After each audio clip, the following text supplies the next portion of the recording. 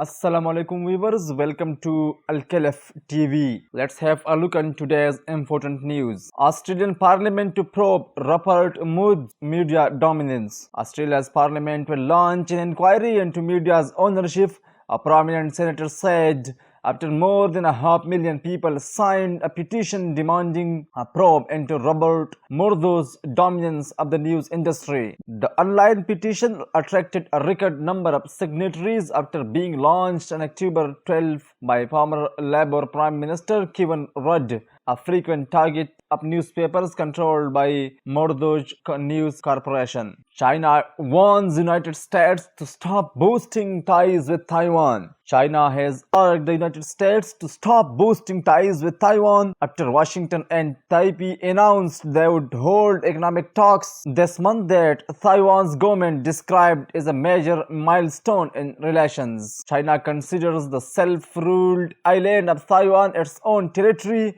with no right to form official ties with other countries and has watched with growing alarm to the United States stepped up in support of the island, including new arms sales and visits to Taipei by senior United States officials. Taiwan will send a small delegation to Washington led by Deputy Minister of Economic Affairs Chin Chan-chai, its government said, for November 20th inaugural meeting of the United States-Taiwan Economic Prosperity Partnership Dialogue. United States Under Secretary of State for Economic Growth, Energy and Environment Keith Craig, who angered China with a visit to Taipei in September, Hong Kong's pro-democracy legislators to resign in masses. Hong Kong's pro-democracy politicians have said they will resign from the city's legislature in May after the city's government disqualified 4 opposition legislators on allegations of endangering national security. The pro-democracy camp announced their decision in a news conference on Wednesday. They said, "Today we will resign from our positions because our partners or colleagues have been disqualified by the central government's ruthless move." This is said by Wu Chi-wai, convener of the pro-democracy camp. Although we are facing a lot of difficulties in the coming future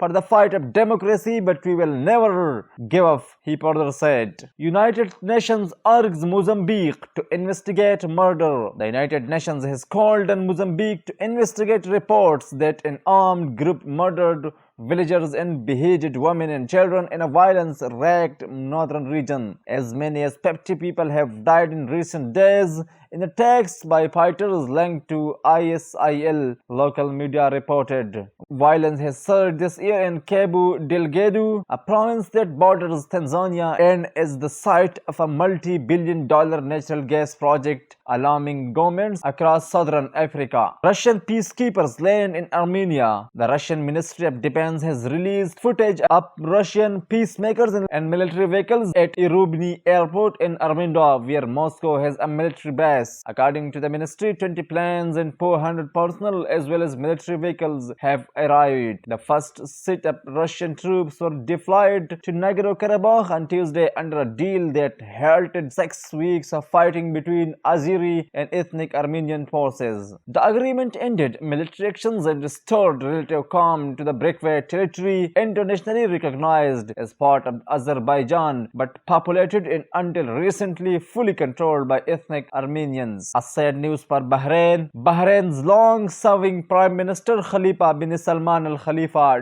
dies. Bahrain's long-serving Prime Minister Khalifa ibn Salman Al Khalifa has died, the state media reported. He was 84 of age. The royal court mourned His Royal Highness, who passed away this morning at Mayo Clinic Hospital in the United States of America, the Bahrain news agency said on Wednesday, without elaborating. The Gulf Kingdom's King Sheikh Hamad bin Isa Al Khalifa announced official mourning for a week, during which flags will be flown at Hope Mosque, the agency said. These were some of the important news of the day. Thank you for watching Al-Khalif TV.